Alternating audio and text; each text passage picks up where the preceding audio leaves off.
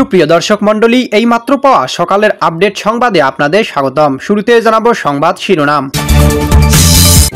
শুরুতেই জানিয়ে দেব, যশোরে আবাসিক হোটেল থেকে অস্ত্রসহ যুবদলের 4 ডাকাত গ্রেপ্তার। থাকছে বিস্তারিত। আরও জানিয়ে দেব, ভণ্ড তার ফাঁস খুলে গেছে, এনসিপির মুখোশ এখন সবার সামনে। থাকছে বিস্তারিত প্রতিবেদনে। এবং সর্বশেষ জানিয়ে দেব, আমেরিকান ষড়যন্ত্রে জাতিসংঘের সমর্থনে জামায়াতি চালে পতন হয় শেখ হাসিনার। থাকছে বিস্তারিত। সুপ্রিয় দর্শক মণ্ডলী, এতক্ষণ শুনছিলেন সংবাদ শিরোনাম, এবারে থাকছে বিস্তারিত। এদিকে যশোরে আবাসিক হোটেল থেকে অস্ত্রসহ যুবদলের 4 ডাকাত গ্রেপ্তার। খেলনা পিস্তল, চাকু নিয়ে ছক কষছিল লুটপাটের, এটাই বিএনপি যুবদলের আসল চেহারা। যশোরে মনিরামপুর পৌরসভায় গরুহাট মোড়ে আবাসিক হোটেলে রজনী নিবাস এর অভিযান চালিয়ে যুবদলের 4 সদস্যকে গ্রেপ্তার করা হয়েছে পুলিশ। তাদের কাছ থেকে উদ্ধার করা হয়েছে একটি চাকু ও একটি খেলনা পিস্তল, যেটি ব্যবহার করে তারা ভয় দেখিয়ে ডাকাতির প্রস্তুতি নিচ্ছিল। বিএনপি যুবদলের নামে যারা রাজনীতি করে তাদের হাতেই আজ দেশ, সমাজ ও আইন শৃঙ্খলা বিপন্ন। আজ হোটেল অস্ত্র, কাল ব্যাংক ডাকাতি, পরশু বাসে বোমা, এটাই গণতন্ত্রের আন্দোলন বিএনপির। এদিকে ভণ্ড তার ফাঁস খুলে গেছে, এনসিপির মুখোশ এখন সবার সামনে। 2024 সালে সাধারণ শিক্ষার্থী সেজে রাজপথে দাপানো এনসিপি আজ নেতা সাজছে। 2025 সালে এসে রাজপথে একাই দাঁড়িয়েছে, কারণ সাধারণ শিক্ষার্থীরা বুঝে ফেলেছে তাদের কিভাবে ঠকানো হয়েছে, ব্যবহার করা হয়েছে, আর শেষে রাজনৈতিক স্বার্থে ছুড়ে ফেলা দেওয়া হয়েছে। এনসিপি শুরুতে বলেছিল আমরা কোঠার বিরুদ্ধে, অথচ আজ তারা নিজেরাই দল বানাচ্ছে, নেতা সাজছে, সরকারের স্বপ্ন দেখছে।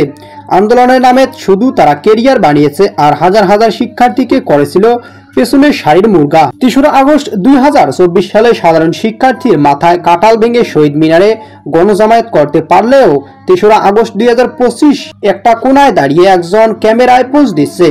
আন্দোলনের শক্তি হারায় না যদি সেটা বিশ্বাসযোগ্য হয়, কিন্তু এখন আন্দোলন ছিল মুখোশ, ভেতরে ছিল ক্ষমতার লোভ আর পদলোহী রাজনীতির নোংরা খেলা। এনসিপি এখন আর ছাত্র সংগঠন না, এটা এখন ক্ষমতার জন্য মরিয়া এক স্বঘোষিত দলের পরিণত হয়েছে, যাদের আদর্শ নেই, নীতি নেই, শুধু হিংসা, বিভাজন আর ফাঁকা বলি। গণমানুষ মুখ ফিরিয়ে নিয়েছে, কারণ মানুষ ধোঁকা মেনে নেয় না। আন্দোলনের নামে প্রতারণা করলেও শেষ পরিণতি এমনই হয়, একাকী, নির্বাক আর জনশূন্য।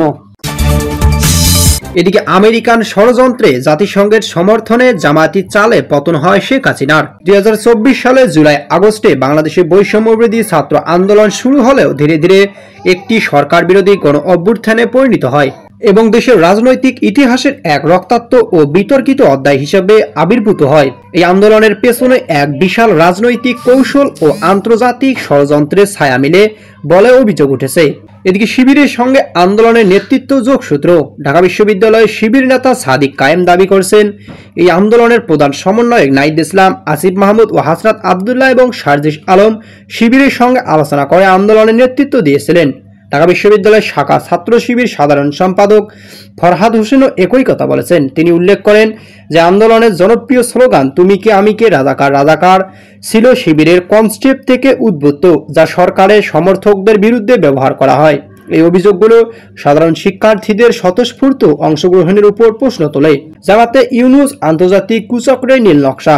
জুলাই আগস্ট আন্দোলনের পেছনে জামায়াত ইসলামী, ডক্টর মোহাম্মদ ইউনুস এবং আন্তর্জাতিক মহলের একটি গোপন ষড়যন্ত্র ছিল বলে দাবি করা হয়। তাদের লক্ষ্য ছিল বাংলাদেশের নির্বাচিত সরকারকে উৎখাত করা। জামায়াতের ছাত্র সংগঠন শিবির এই আন্দোলনকে কাজে লাগিয়ে তাদের রাজনৈতিক এজেন্ডা বাস্তবায়ন করছে। ডক্টর ইউনুসের নাম আন্তর্জাতিক মহলের সঙ্গে যুক্ত করা হয়েছে, যিনি আগে আওয়ামী লীগের সঙ্গে বিরোধিতা জড়িয়েছিলেন। জাতিসংঘের মানবাধিকার বিষয়ক হাই কমিশনারের প্রতিবেদন অনুযায়ী আন্দোলনের সময় 16 জুলাই থেকে 11 আগস্ট কমপক্ষে 350 জন নিহত হয়েছেন, যা আন্দোলনের তীব্রতা নির্দেশ করে। বৈষম্যবিরোধী ছাত্র আন্দোলনের দাবি ছিল সরকারি চাকরিতে কোটা ব্যবহার সংস্কার। এটি 2024 সালে 1 জুলাই শুরু হয় এবং পরে সরকার বিরোধী আন্দোলনের রূপ নেয়।